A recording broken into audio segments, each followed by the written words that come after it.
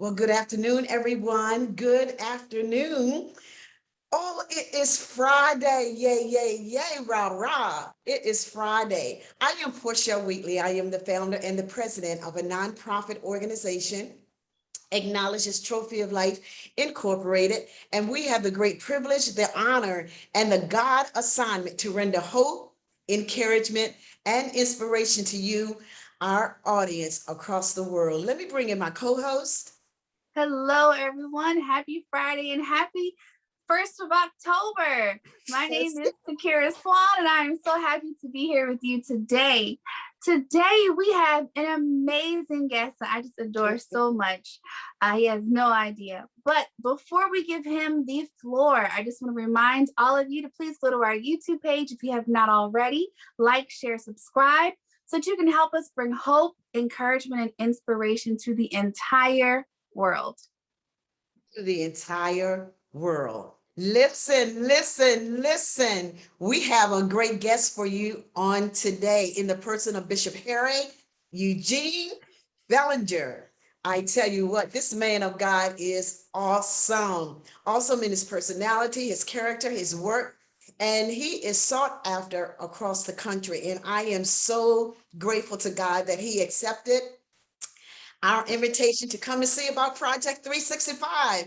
And I just love it. He's really encouraged my heart, and I'm grateful to God for that. He's coming out of Columbus, Ohio, and I know there is a message in his mouth. And you know what he said? He told me before we came on, don't look at the shoes in the closet, in the corner rather. So now everybody look at the shoes in the corner, but he'll tell you what type of shoes they are.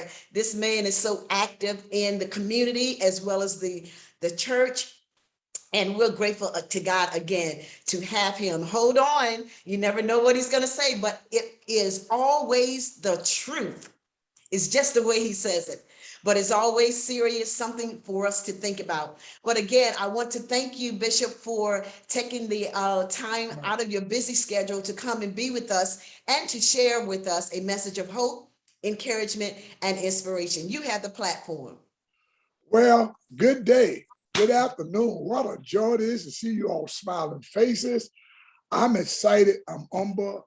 Oh, God, to be with you, Sister Portia and Sister Takira. Oh, my God, because we're part of Kingdom. I miss seeing y'all faces. So this is a preemptive version of what Kingdom going to be about next year. So, but let me thank God for this opportunity to share with you. I'm just honored to be here. It is my hope, my prayer that I will say something that's inspirational, something that's encouraging, and really something that's challenging. I love to challenge people. So let's go for it. So, well, let me explain it. See the shoes in the corner? Since she put me out there, but of course, you know that Portia loves shoes anyway. But anyway, those are my shoes that I referee basketball in. I have a fetish for shoes. I probably got 100, 200 pair of shoes, but each year I always buy a new pair of shoes, whatever newest Nike or Under Armour shoes. But one of the things that I learned about refereeing is that, especially last year, and I want people to hear me, it became a self-care thing for my wife and I because of the pandemic. And we could not get the church to get out. So we used from the first part of November to the end of February, which is basketball season, as date night.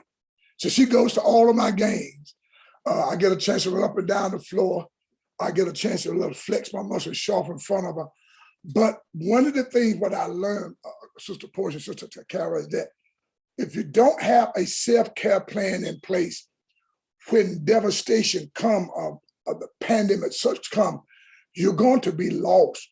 And one of the things that I shared at one of our Presidium meetings is that I have a lot of best friends, and they all died within 2 years apart.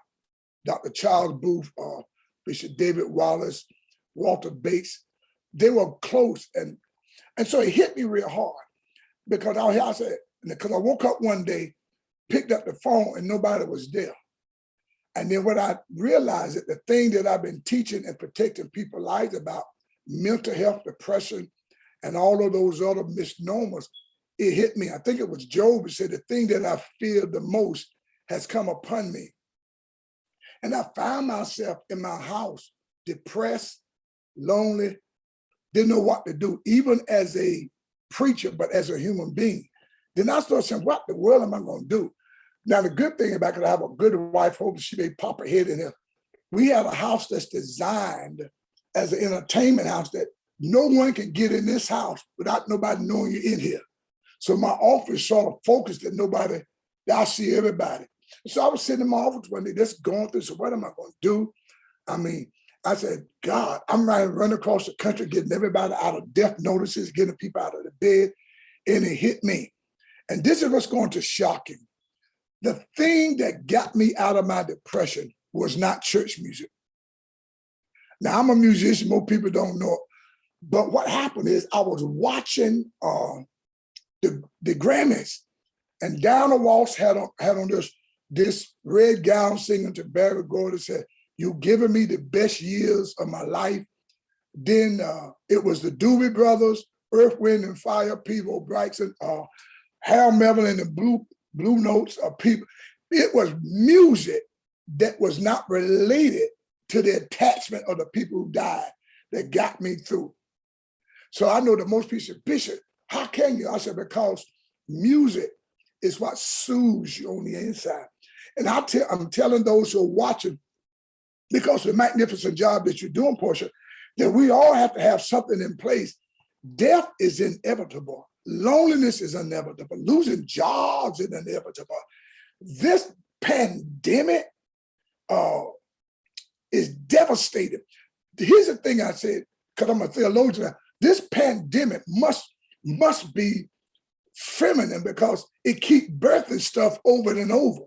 And it has a mind of its own that whenever we think we got one child in school and tied down, it creates another child. That's my theology.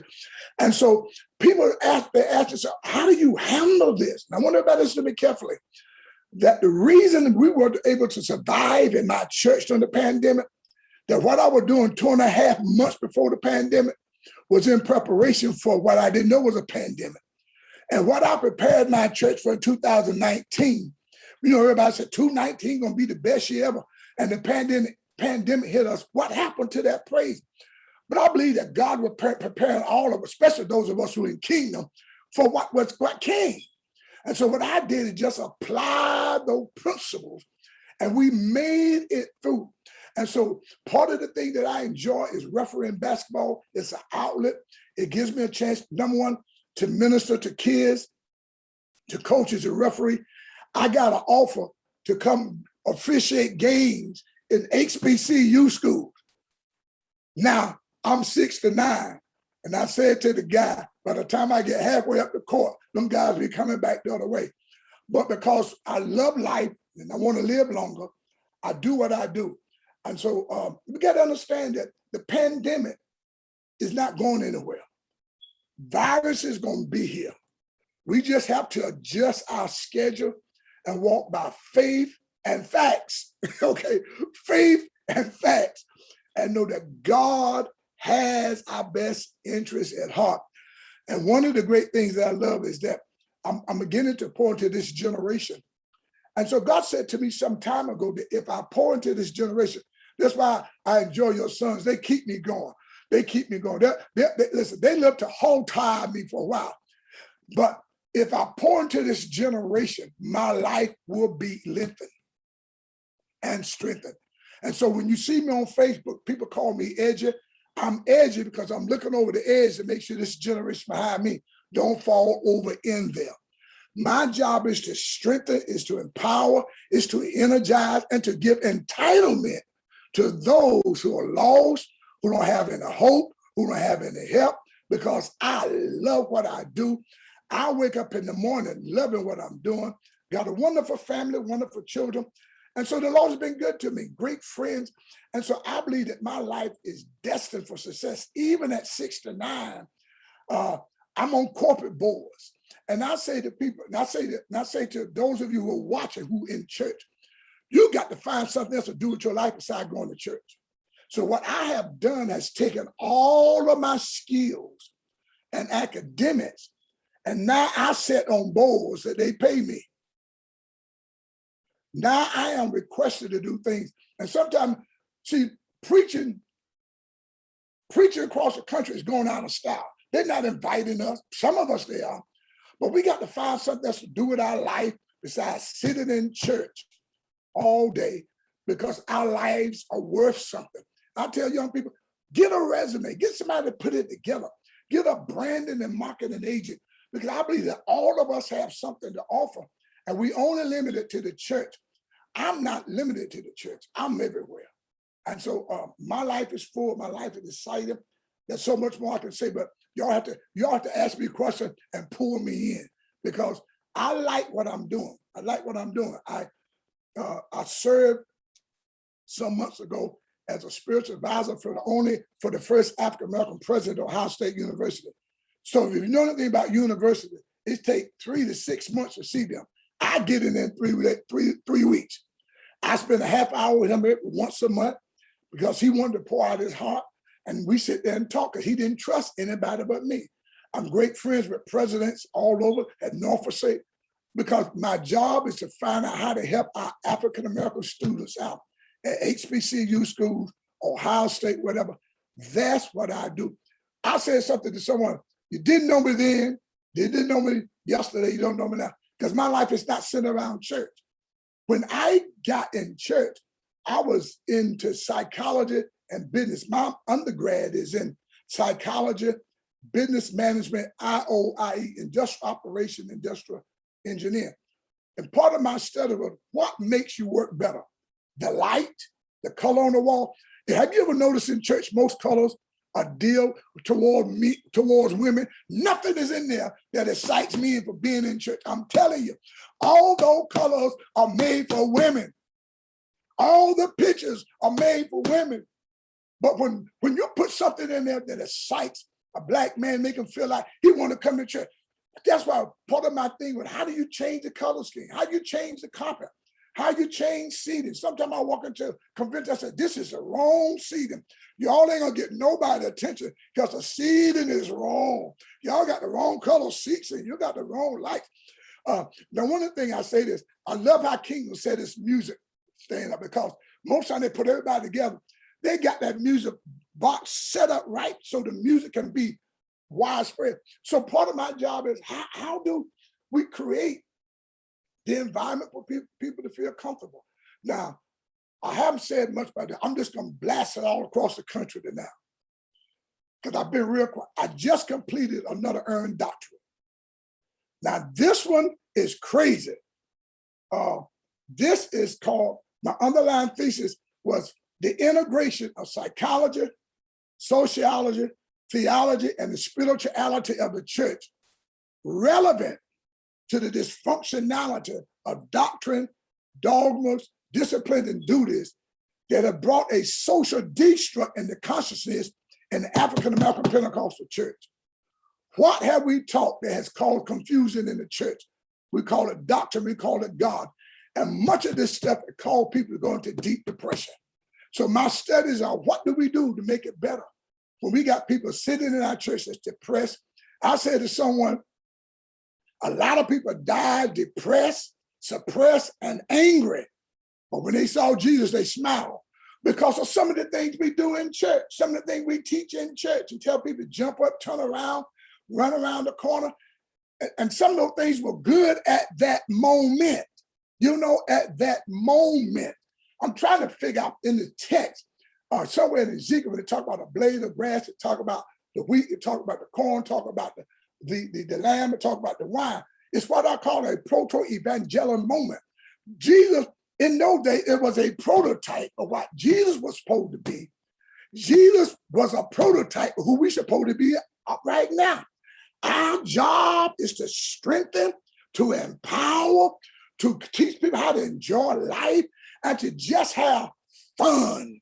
I mean, fun. Now, you can have fun any way you want to. That's between you and your God. Just go have some fun, okay?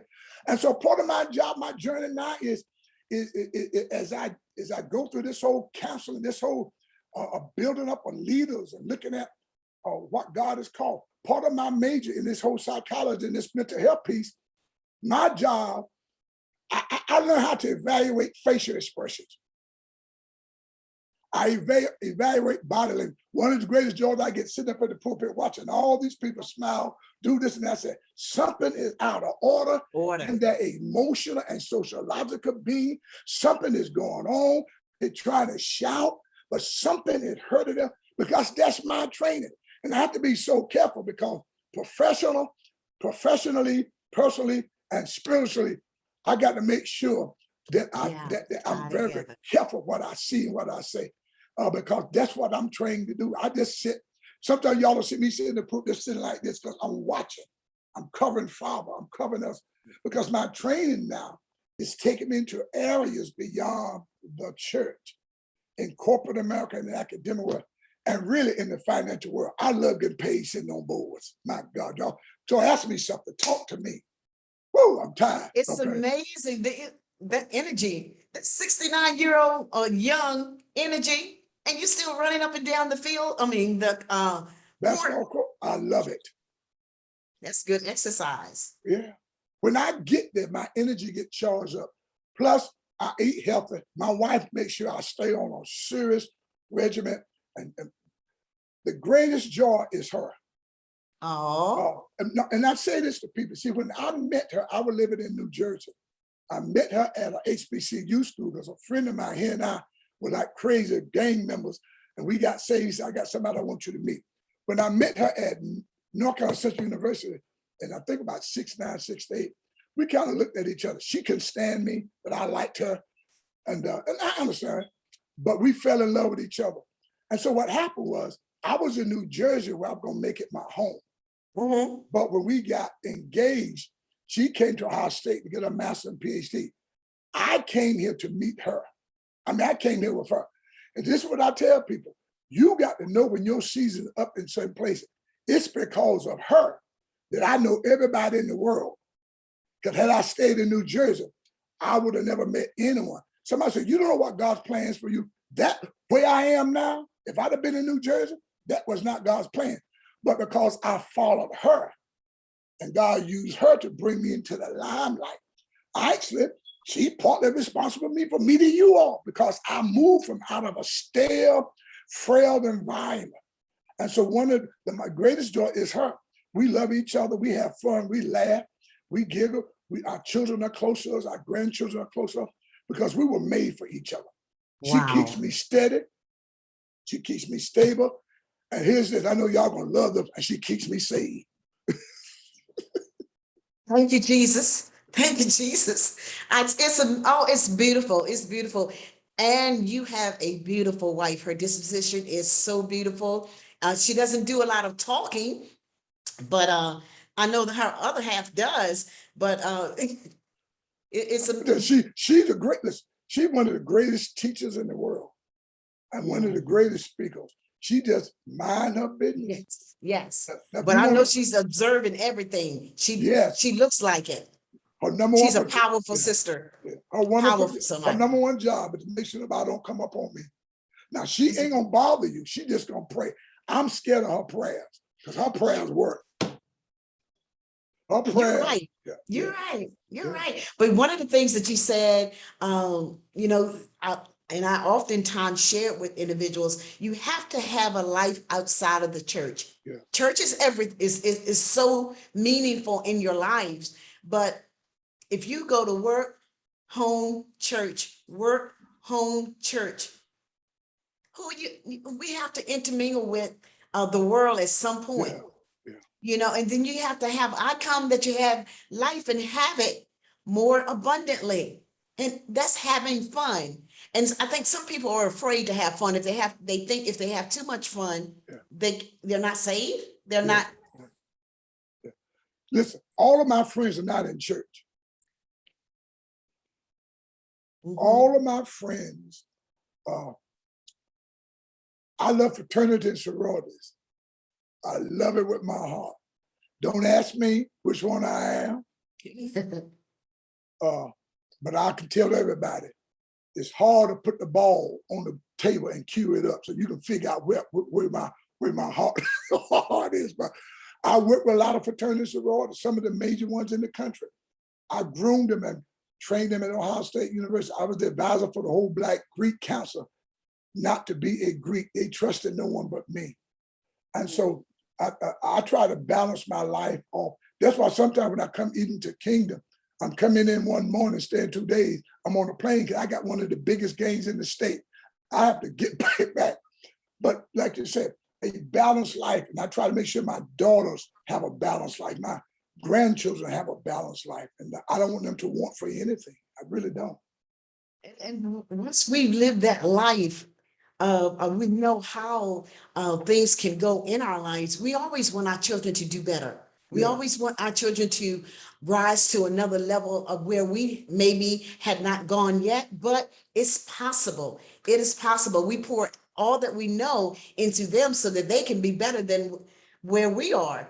And one of the other things that you talked about was faith and facts. I love that. You got to have the faith, of course, but along with the facts, that it balances out.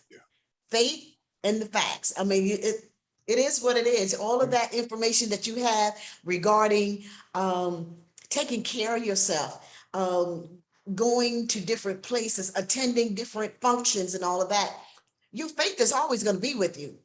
It's always going to be with you, but carry facts as well. Facts about what's going on in the community, facts about whether it's your spouse or your family. You have to have the information so that when we do what we do, when we go where we need to go, our faith is always intact and we get the facts to make things better. It's faith and facts. I love that. I love that. See, one of the things I discovered, especially with mental health, which is one of my, listen, I can work and teach with mental health and never go back in the pulpit again because we blame things as demon. Mental health and mental health disorder is not demonic. It all has to do with some body disorder, some psychological disorder, something that has affected people. And we blame everything on the devil. And the devil said, thank you for the pineapple cake. Thank you for the drink. I didn't deserve it, but you gave it. And so my job is to help people to understand. It's, for instance, if a man comes into our church drunk, we automatically assume that he is an alcoholic. He's not an alcoholic because he's drunk. He just happened to get drunk because he was drinking alcohol. And so what happened is that the church had this whole deculturalization matter that run around the church, jump up and down. Well, if you jump up and down and run around the church and shout as much as we do, then the alcohol is sweated out of you. So then we declare that he's healed from alcoholism, okay? But what happened was he was drinking because of a trauma outside of the church. So now he has another trauma which offset the other trauma. And so we tell him 45 minutes, hour, do this, and he does it. But when he goes back home, he goes back into that trauma-infected environment and trauma hits him again. Not only that, his home is surrounded by trauma activities. Not only are those trauma activities affecting his home, but it's traumatic individual. So he's back in trauma again. He has nobody there to coach him, to run around the house and jump up and down. He's only conditioned to live according to the environment where he is. And so sometimes we tell a person that demons in you. Here's one of my studies, which is going to shock you, is that in the old Pentecostal church, when women would shout and they roll on the floor, they throw a sheet on her. And so the question was asked the woman, did you feel God while you're down? She said, no. So why? She said, when I got wrapped up in that sheet, it reminded me being tied down and gang raped. These are the things that happen in people when they come to church. And part of my job is we got to be careful what we do. Even, we use oil. We take anointing oil and slap it on people's head. We got to be careful because there's certain chemicals in our hand that can mix with that oil. That mix with the chemical that's inserted by the secretion of the sweat that can aggravate. And people may look at me like they're crazy. This is what I study to help us to be careful. Now, the other Sunday we was in our church, we ain't touch each other. That's okay. I know y'all want to touch each other, but I got a remedy for you. I pulled out a whole box of latex gloves. Here, put your hand in the latex glove, touch everybody on the shoulder, throw it in the trash, and go and sit down since y'all been want to touch each other. So I come up with remedies so people, at least they can touch each other. Now you feel better. Like, go ahead, don't sit down. Now you won't feel It's like real. It's real and it's needed. Many people do need to be touched. And then, and we can't even continue with many traditions. Yeah. Year in and year out. And then you really don't know or have an understanding why the past generation did what they did. Yeah. So you think about it. And then when you do those studies, it makes sense. We're not doing just because grandma's mother, cousin, aunt did it and it was passed down to me. Yeah. It has to have some type of reasoning behind it. Yeah. Or, it is something that we just don't continue to pass on. Stop and get an understanding of it. Because the next generation is not picking up all the stuff that we used to do back in the day. See, it's one of the things I teach about what we call the Sasha moment, where we are now and where we're trying to get to and stay there. And what we're doing, we're writing on what the fathers told us. But here's the biggest problem in the Black church and the Black community. We know what fathers told us, but we never opened up the books of the ancestors. See, we know we have a heritage based on what somebody told us, but we don't know the history that created the ambiance for having a heritage. We have a hope beyond this, but we don't know how to get help. And so what happened is that this generation, I got a big millennial following, I really didn't know. But what happens, I say to them, you all are trying to get here and away from there because those in there didn't tell you about that. And so we got to help them to understand what really propelled us to be where we are. And so many times, especially in old churches, we talk about those who did well, but never talk about those in between then and now who doing even better because they went against the practicum and the protocol, and I want you to talk about the whole thing about bishops, so we don't go down that road. No. But we must understand that this virus, let me dip it. This virus is sending a lot of pastors into some terrain, into some traumatic issues. Their church people are hurting. They live for Sunday and Wednesday night, and they're going through stress. Listen, Zoom Bible studies. Listen, I was on Facebook doing live for almost a year. It got old to me. I shut it down because it was not this kind of form that you're doing. This is what the marketers and branders are saying is what people want. Let me say it again to all the listeners so y'all can tune in next month. This kind of form is going to replace the everyday, every Sunday soapbox Facebook church. Somewhere along the line, it's going to get old, it's going to get tired. And so we got to figure out how do we get to people. See, this in itself is ministry, is business, is community, or is collegiate. This kind of form is what people want. So I applaud you for that because there's so many people probably on my page, probably watching, would never get this attention. A lot of them seeing me face to face, probably for the first time. I ain't been on Facebook, but I'm saying that what you're doing is probably monumental. That if the church would do this, I mean, really do this in this form, we'll be surprised of the people who will come and just give their life to the Lord. Yeah, there are many people that will not go to church. Initially, but they are here about the gospel, whether it's on the street, in the supermarket, at a park, on the boat, on the golf course, on a ship, wherever. because I'm grateful to God, because Project 365 go to different areas, and Wow. we're on site. We go where God says we are to go. And then we have random days where we may not have a guest, but we'll definitely have a message of Wow. hope, Wow. encouragement, and inspiration.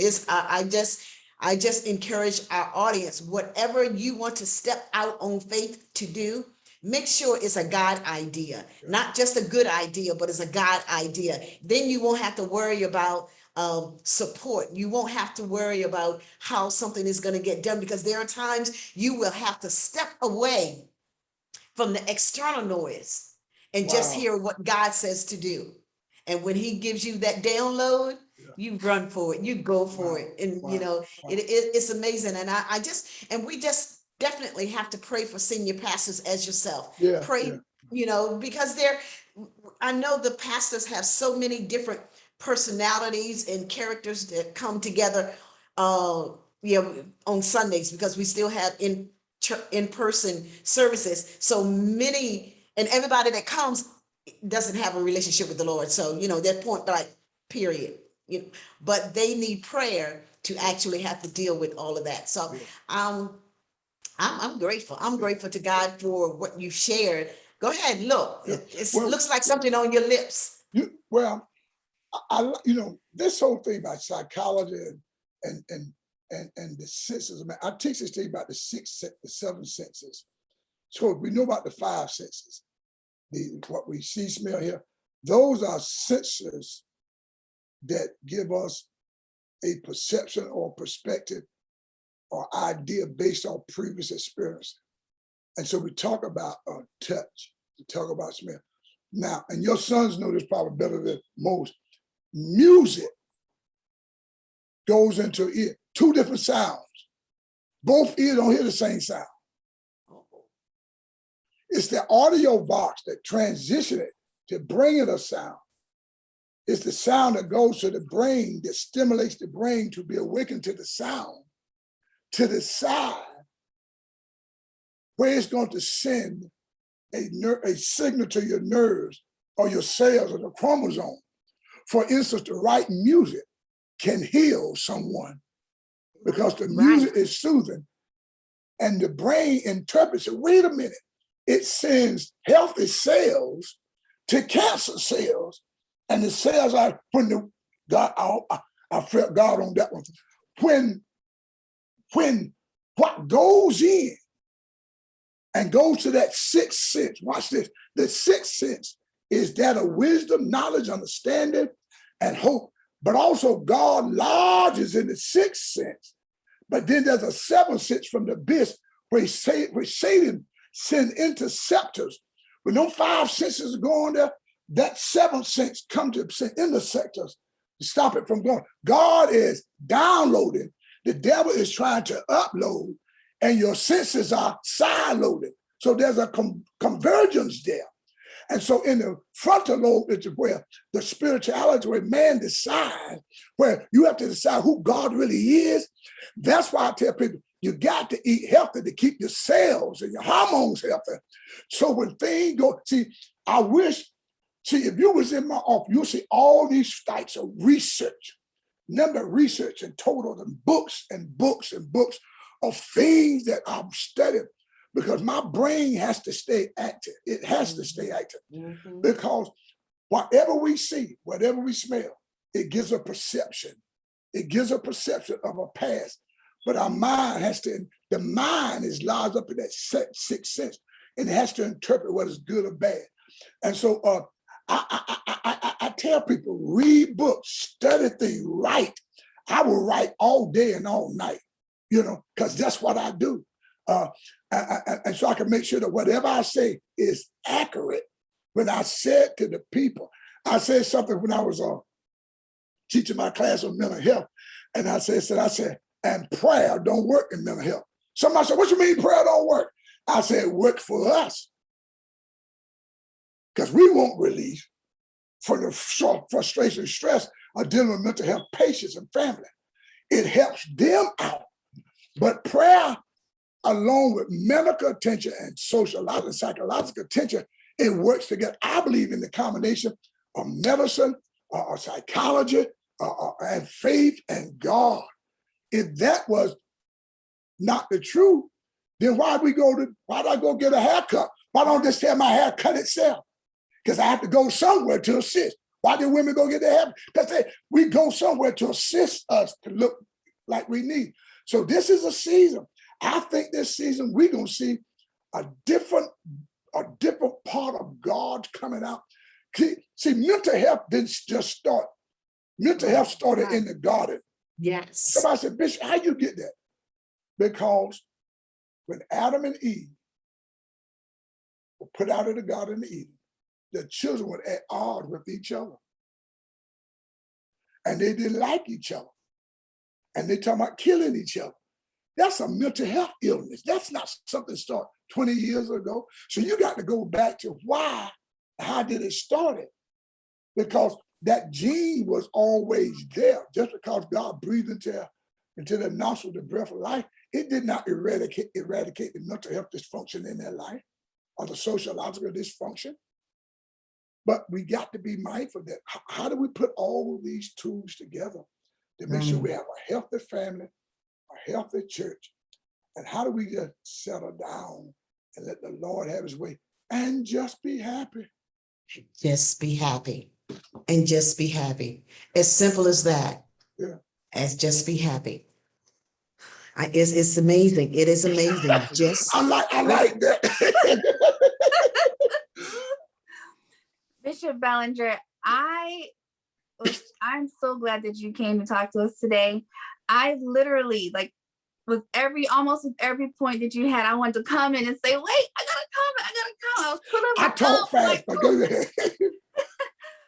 But no, we just don't have time for me to go back and talk to you. So we'll have to have a different dialogue, Bishop Bellinger, if you don't mind, because I will do it. Yeah, myself and people of my generation, like, we love you so much just because you are so down to earth and you're so practical. So I have questions, I got comments with some of the things you said, but we won't do that now.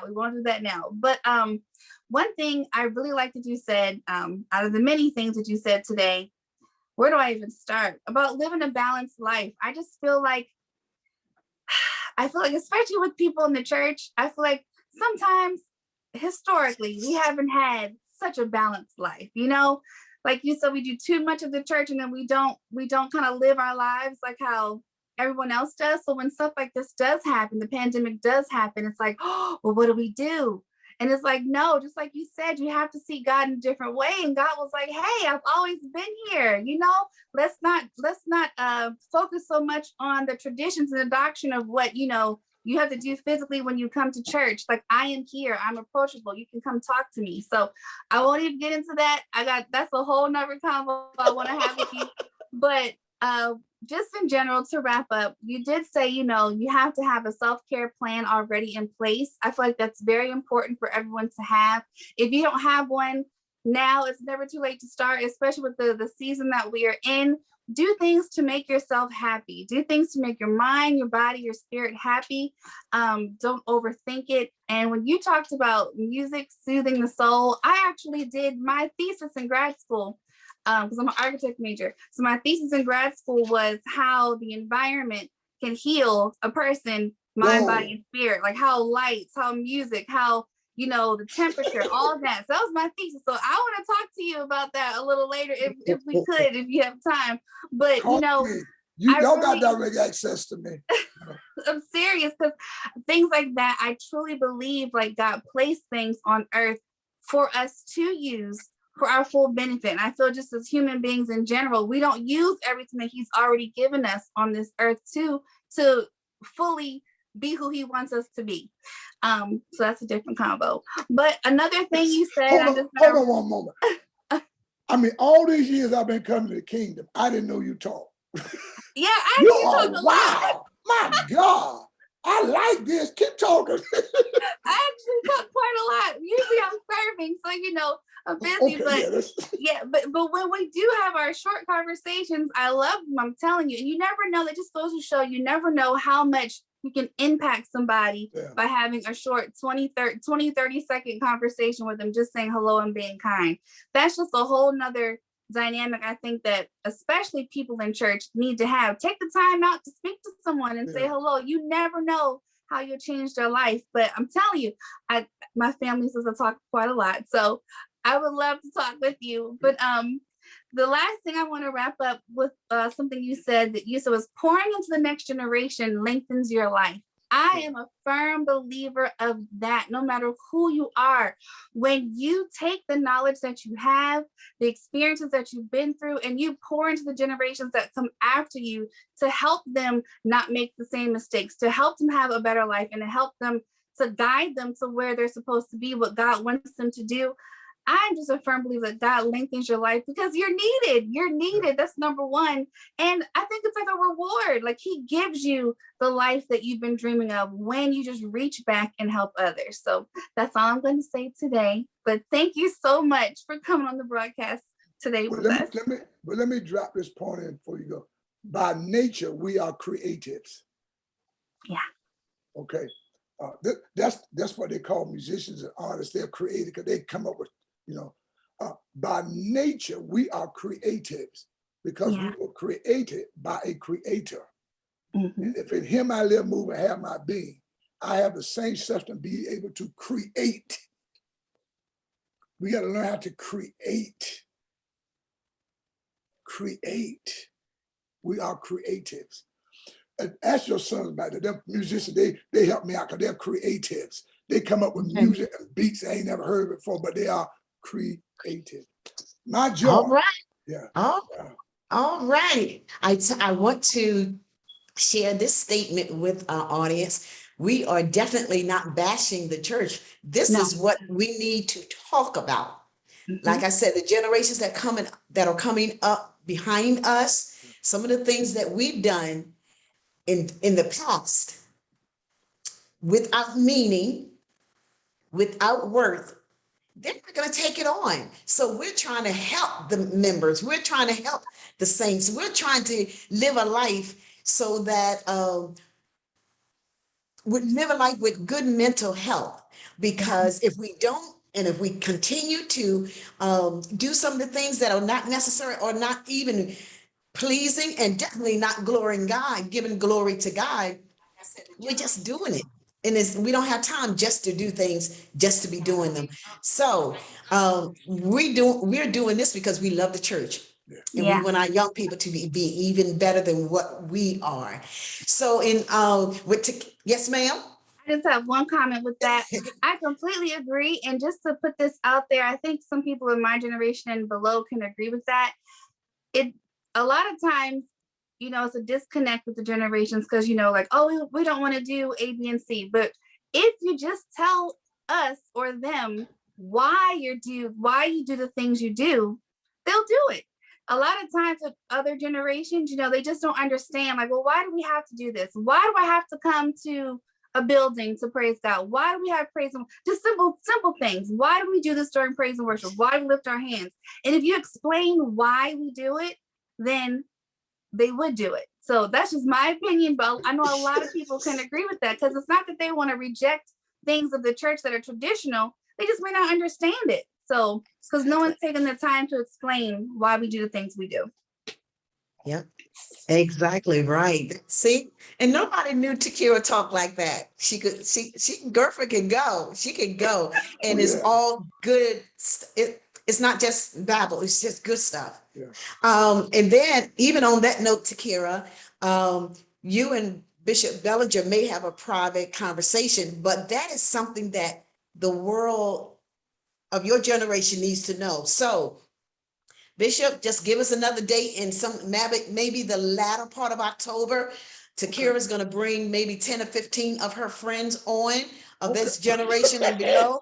Yeah, and you will be our keynote speaker. So it will be another day for Project 365, but let's do it on a larger scale so that this information can be passed on to those generations, and you tap into those generations so well. So we would love for you to come back and share your knowledge, your wisdom, and all of that, your experiences with that generation. Okay, I think I've hit everything. Bishop. Thank you all. Love you all. you. Just Thank let you. me We know. appreciate it. Okay.